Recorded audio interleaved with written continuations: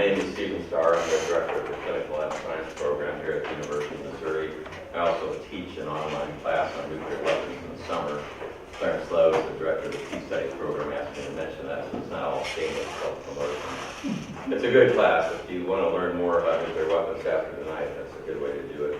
I have a website on nuclear weapons, that's nucleardarkness.org. It's in 4 languages. I've worked as an activist against nuclear war for a long time. I first had an article published in the Bulletin of Atomic Scientists in 2004, and then I got asked to do some speaking at the United Nations. Then I got some funding, so I was able to just do that for several years. I worked for Switzerland, New Zealand, as an expert in Geneva and New York, the different side panels they have. I've been published in the Bulletin of Atomic Scientists. I have an article, my most current article, published by the Federation of American Scientists, talking about the fact that the U.S. government and military leaders are ignoring the most recent studies to talk about the scientifically predicted consequences of nuclear war. And that's a big problem because I think we almost have like the blind leading the blind here.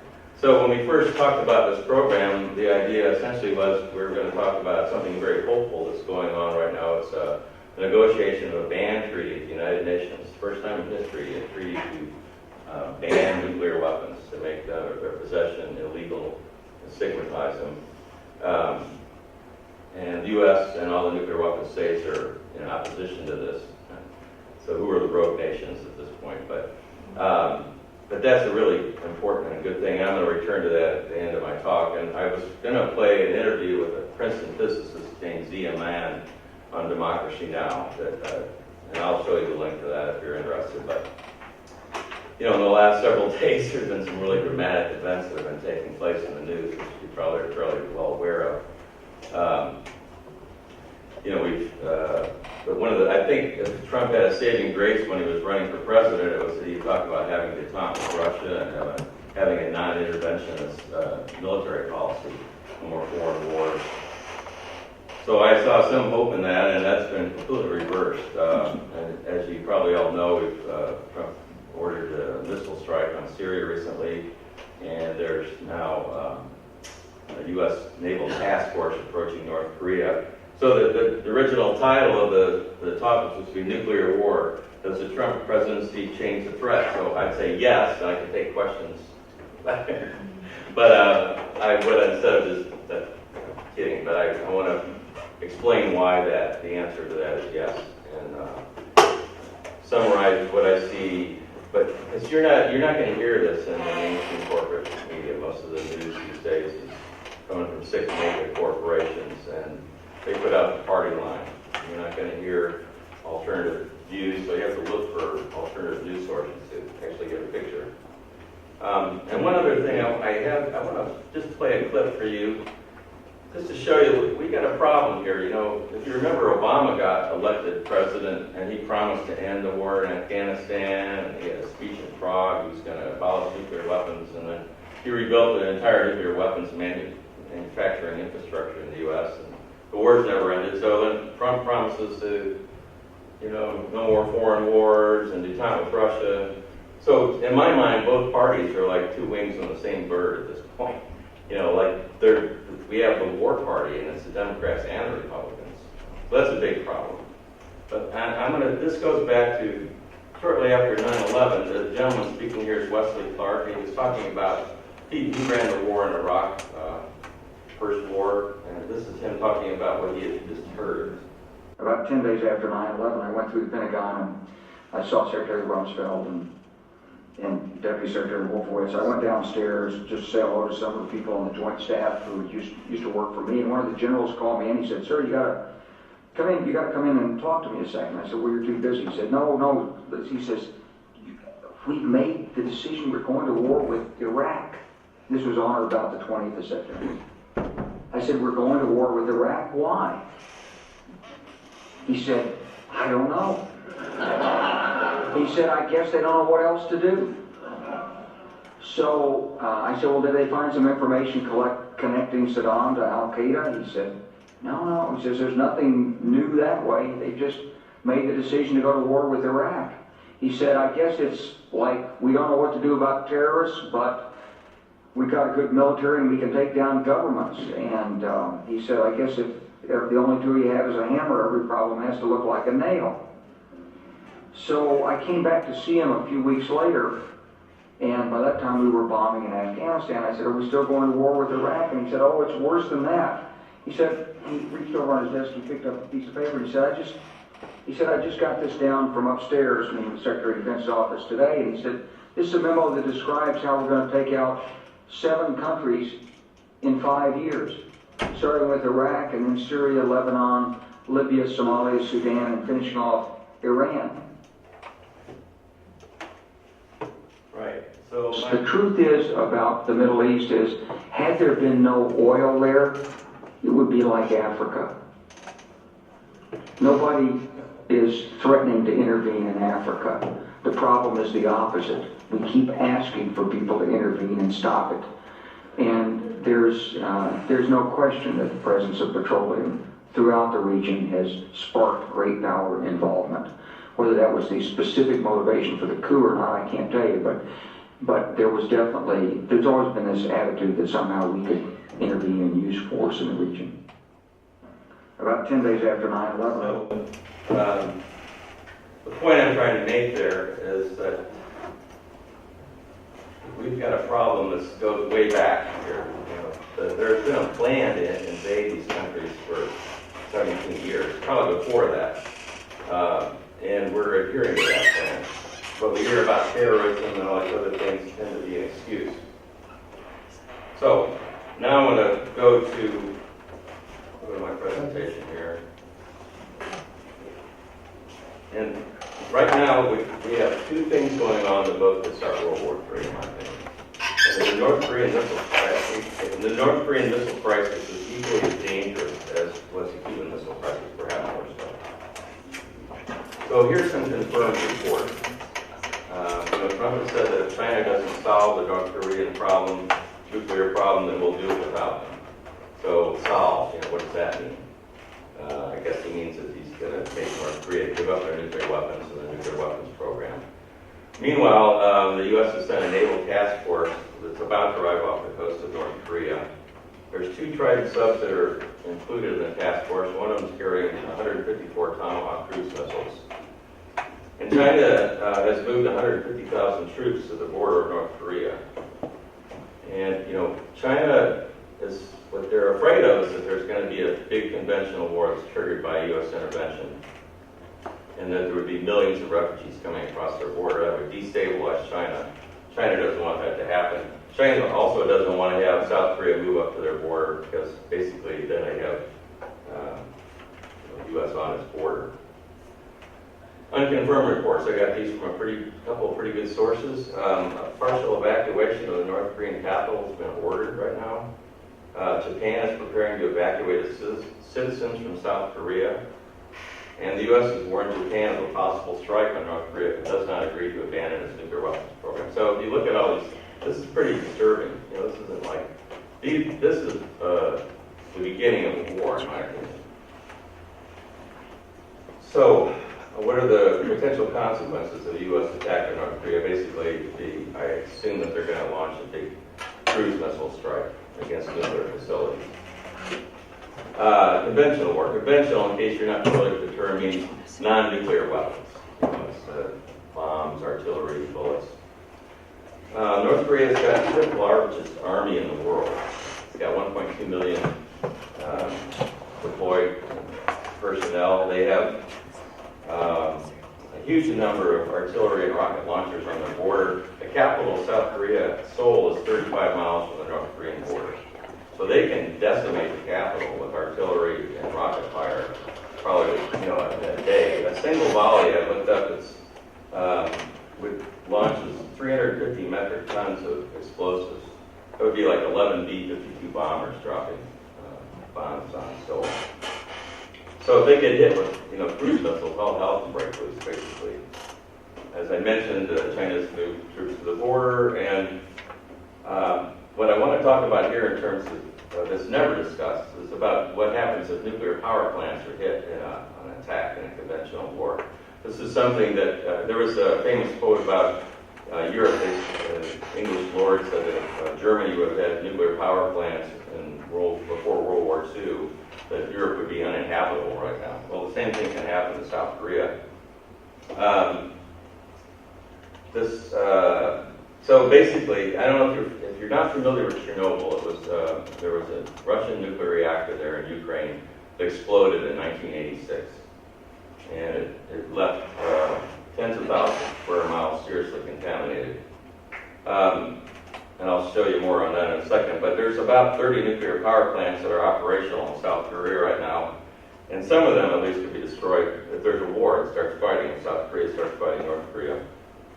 So just to explain what a nuclear power plant looks like, you can see at the top is a photograph. The big round building is like a concrete structure. It's called a containment vessel. That's what the reactor sits inside of. And it's a containment so that if any radiation gets loose, it's supposed to contain it, although some of them have vents on the top, so it's not exactly 100%.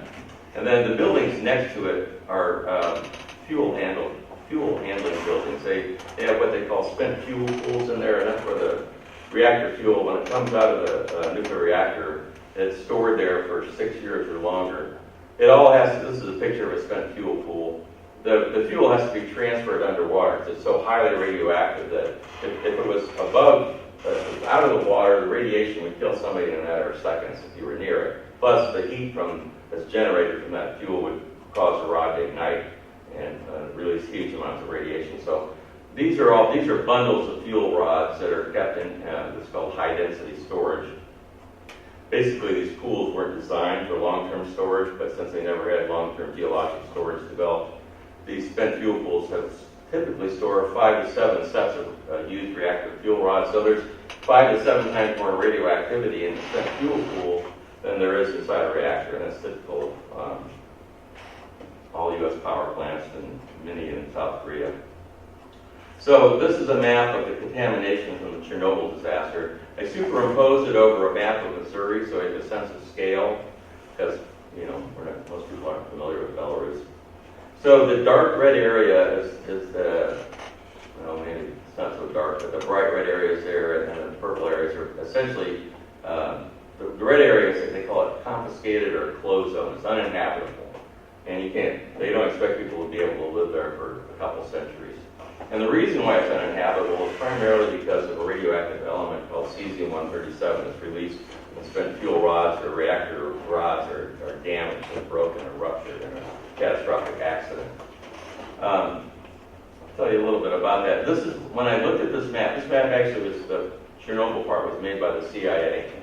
And the key to the map tells you the concentration of curies in the contaminated areas. So what it turns out is that if you translate curies into grams, it only takes about less than 1.2 grams of cesium-137 to make a square mile uninhabitable. And a dime weighs 2.7 grams. So if you can imagine, if you took a piece of cesium-137 about the size of a dime and you made it into an aerosol, and you distributed it evenly over an area the size of Central Park, picture there, you couldn't live there for 300 years. It's hard to imagine how toxic this stuff is, but it's because there's so many atoms in a single gram of any radioactive or any substance. There's about as many atoms in a single gram of cesium-137 as there are all the grains of sand and all the beaches in the world. And something like 12 million of them are disintegrating, or more than that, 12 million, 10 to the 12th power, not more than a billion, are disintegrating every second. So if you spread that over a square mile, then there's roughly several million per square meter that are going off. So that's why you can't live there. Anyway, and my contention is that we shouldn't mix anything that's that toxic that lives that long, because you have to keep it out of the biosphere. So the headline here is that there's more than 50 million grams of cesium-137 in U.S. spent fuel pools. There's, like in Callaway County, the closest reactor here, there's about 900 to 1,000 to a million grams. But 1 gram can make a square mile uninhabitable. You can imagine what happens if that stuff would get loose. About 40% of the radiation in spent fuel comes from cesium-137. So I did that to give you an idea of the toxicity. Okay, potential consequences of the U.S. attack on North Korea. Nuclear war. There's another, well, as you probably know, North Korea has nuclear weapons. That's what the big deal is. It's hard to say exactly how many they have. They have 10 to 20 probably. I read that they have enough material to make up to 50. And the average explosive power of these is about the same power that the bomb in Hiroshima had, about 15,000 tons of TNT, although their last test was 30,000 tons, and that's called kilotons. They don't know if they managed to miniaturize these explosives to the point where they can mount them on a missile, but they might have. So that's, if they got to that process, they have missiles that are capable of hitting the United States, as well as South Korea and Japan. When I just read this today, and it's, geez, if the U.S. launches cruise missiles towards North Korea, the missiles will actually be traveling towards Russia. And so what if the Russians pick up U.S. cruise missiles headed towards them? Sure, they'll be going over North Korea, but suppose that Russia launched cruise missiles at Mexico, but they're heading towards the United States. What would we do, right? So Russia said they probably would shoot them down. And actually, I hope they do. I mean, we don't want any of these to land anywhere because that's going to start a war, I think. I want to talk about something that's also never discussed in our corporate media. That we have censorship by omission. A lot of important subjects are never talked about. It's called electromagnetic pulse, and I'll define that in a minute, but the EMP, which is electromagnetic pulse from a single nuclear weapon, can destroy most of the U.S. Electrical grid and many U.S. nuclear power plants. So, EMP comes from the detonation of a nuclear weapon at high altitude, probably a couple hundred miles high.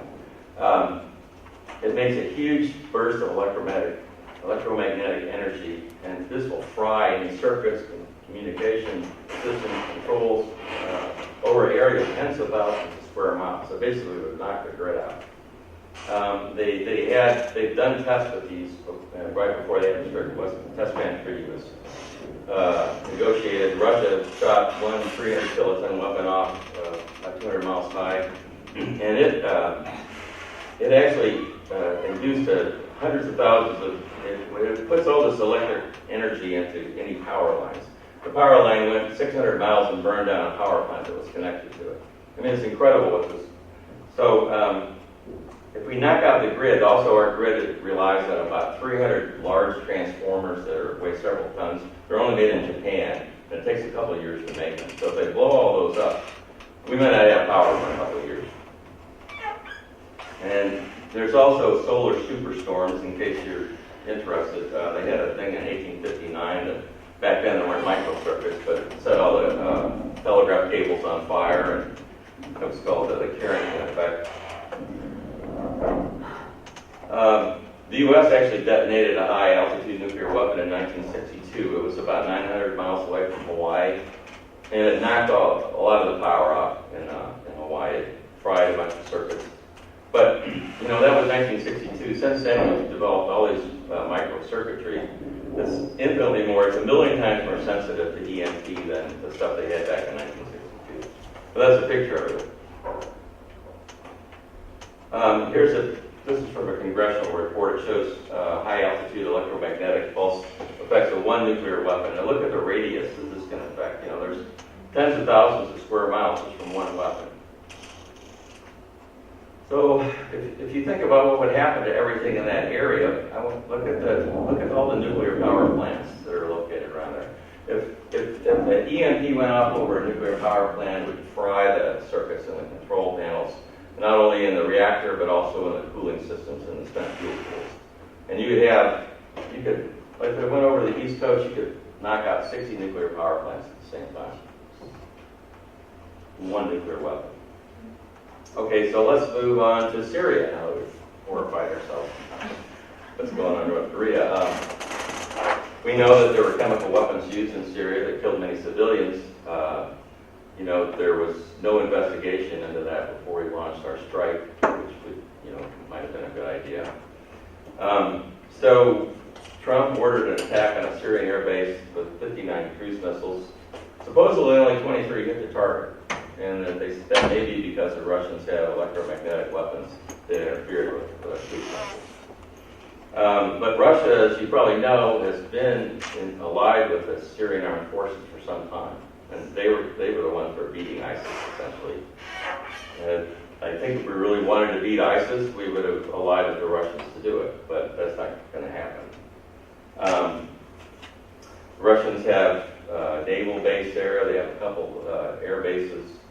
They also control Syrian airspace. They have S-300, S-400 air defense systems. Those are the missiles. They have also other military systems for short and intermediate range that are, they can shut down the airspace. I don't think we can fly in there. So if the U.S. starts trying to fly missions over Syria, U.S. planes are going to get shot down.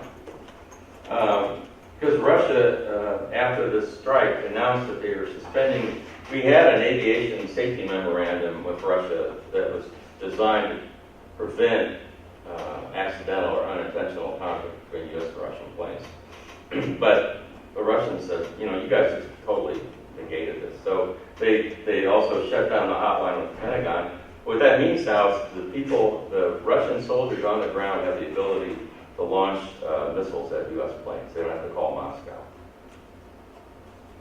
Unconfirmed reports.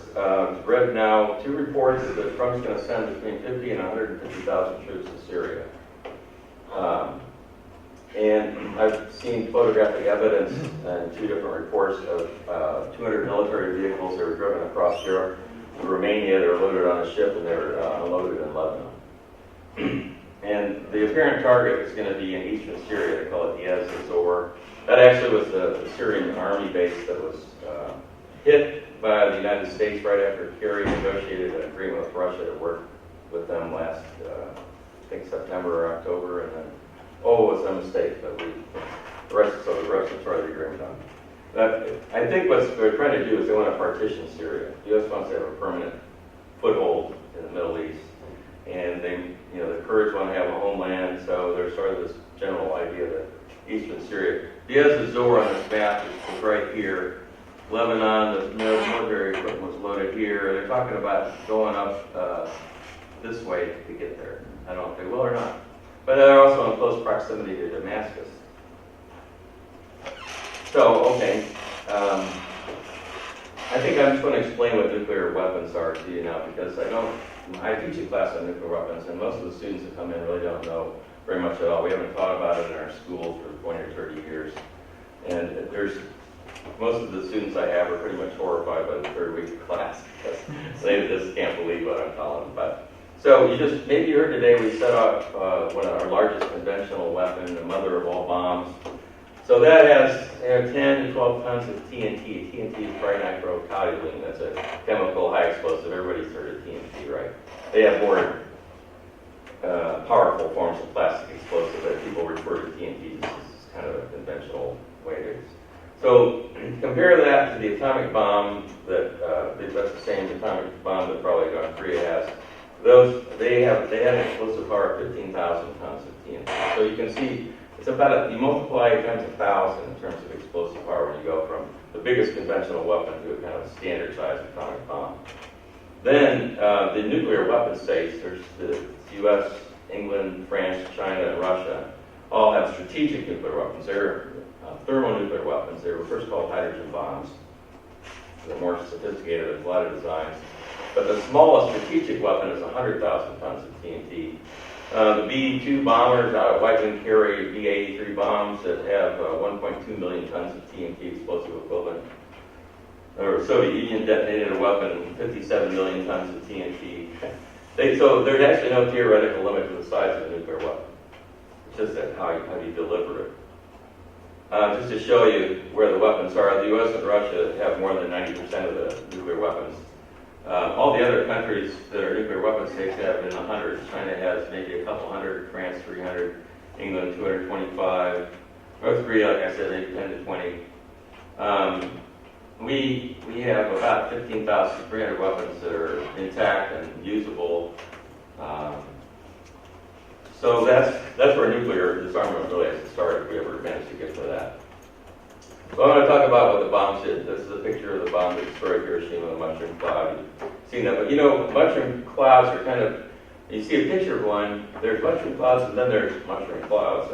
Army vet said, you need to make a picture of what a hydrogen bomb looks like, because I was out in the Pacific and I watched these tests, and atomic bombs are like firecrackers compared to a hydrogen bomb. This is a picture of a 15 megaton or 15 million tons of TNT hydrogen bomb. The photo was taken 57 miles away. Let's give you an idea of how enormous this is. I've got a picture of what the atomic bomb cloud looks like compared to a hydrogen bomb. So it's astounding. I mean, it's just like otherworldly. Most of the bombs, they actually, when I was in my 20s, most of the bombs were multi-megaton, big bombs like that. They're now typically, the standard Russian nuclear warhead's 800 kilotons or 8.8 megatons, but you don't want one of those landing on your head. So what nuclear bombs are like a piece of the sun, really. When they go off, they actually have temperatures hotter, first instant hotter than the center of the sun.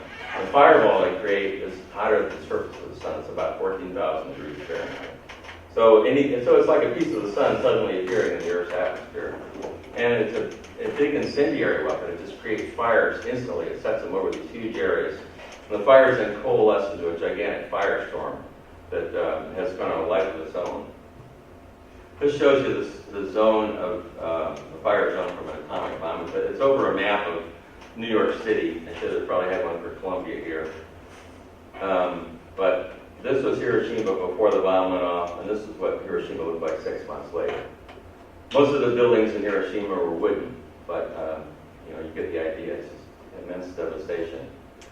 So now you compare the thermal effects, the fire zone of an atomic bomb to the standard Russian 800 kiloton warhead. I had an article published in the Bulletin of Atomic Scientists in February 2015 that described this 800 kiloton warhead, what it would do if it were detonated over Manhattan.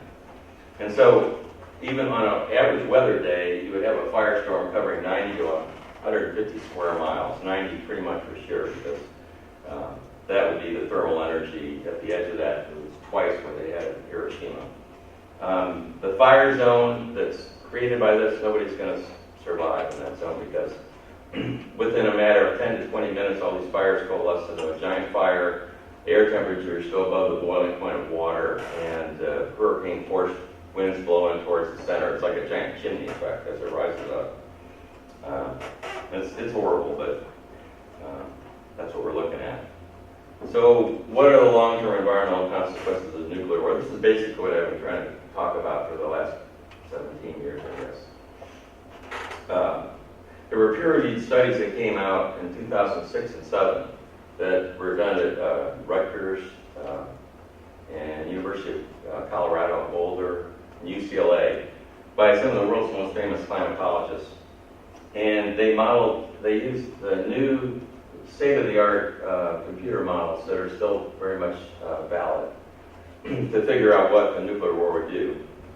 So basically, those fires, you can imagine, I showed you what one bomb would do. So if you had hundreds or thousands of those fires all ignited at the same time, you would literally have tens or hundreds of thousands of square miles on fire around the Earth all at once.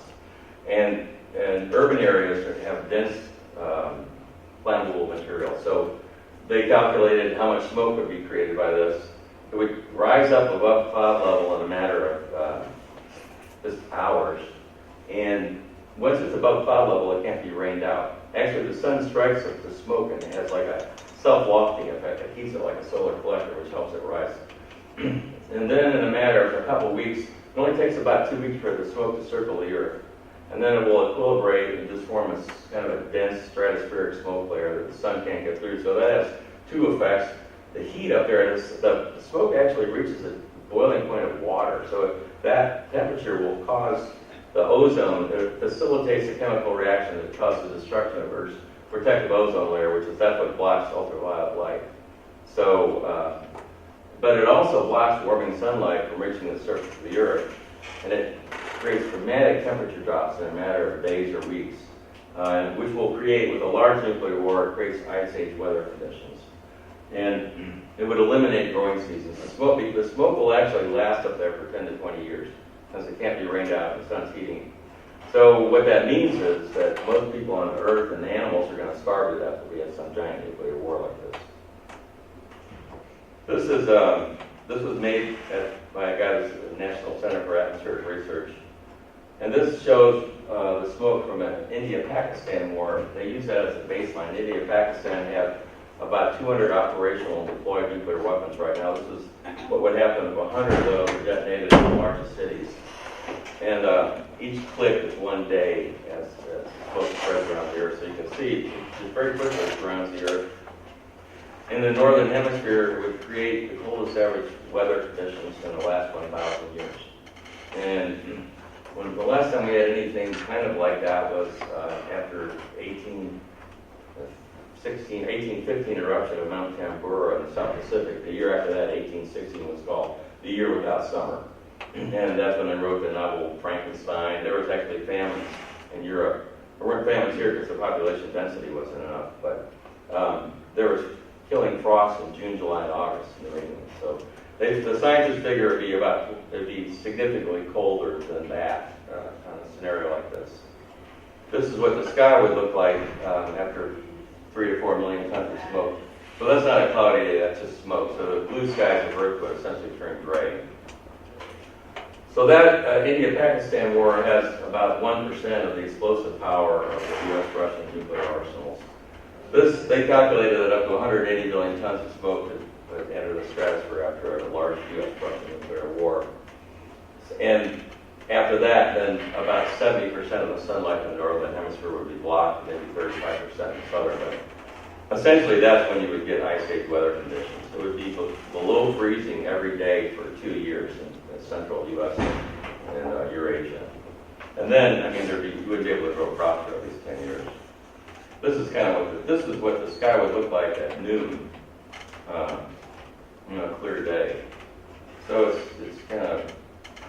And I showed this picture at the UN. A lot of people learned about this, and actually, on a little bit more hopeful note, the non-nuclear weapon states are horrified by this, and that's why the ban treaty is going on right now at the United Nations, because they're tired of waiting for the nuclear weapon states to honor their promises to abolish their nuclear arsenals in the Non-Proliferation Treaty, which is a 70-year-old treaty.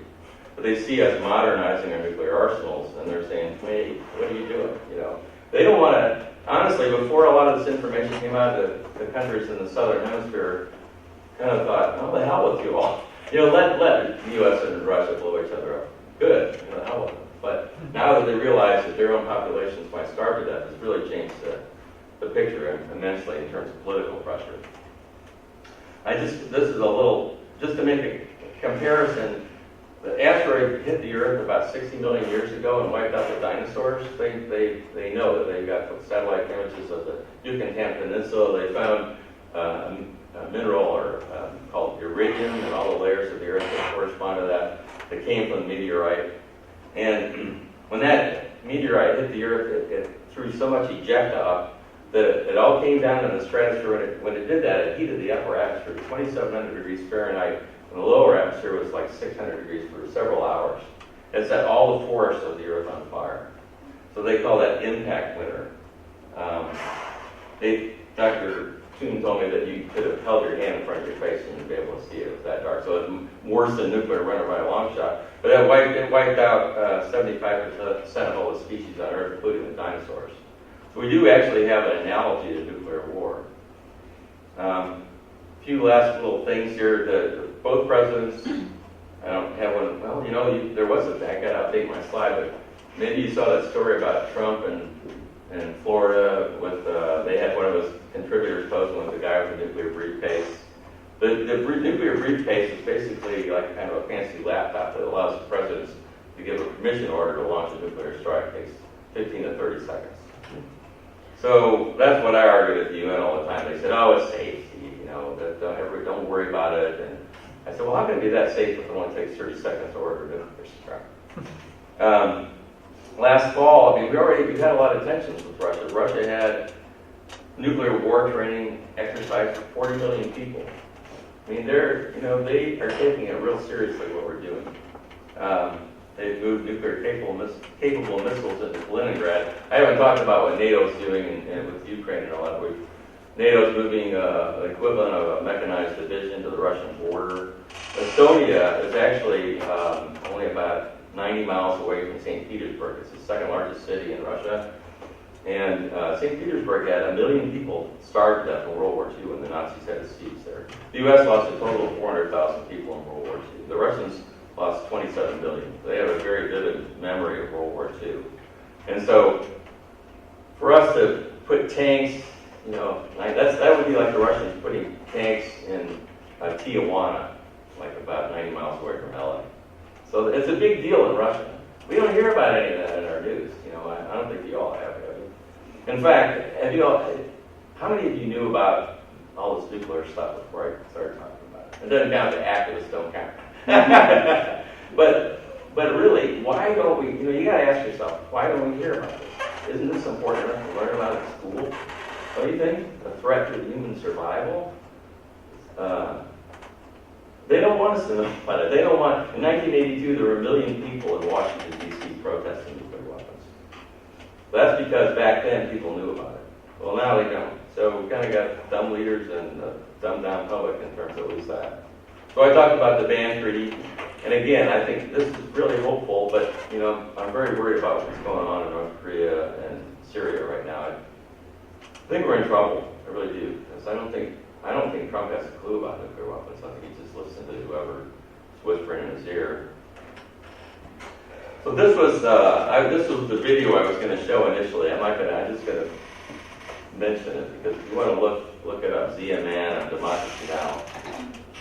He talks about the ban treaty and how the U.S. is opposing it.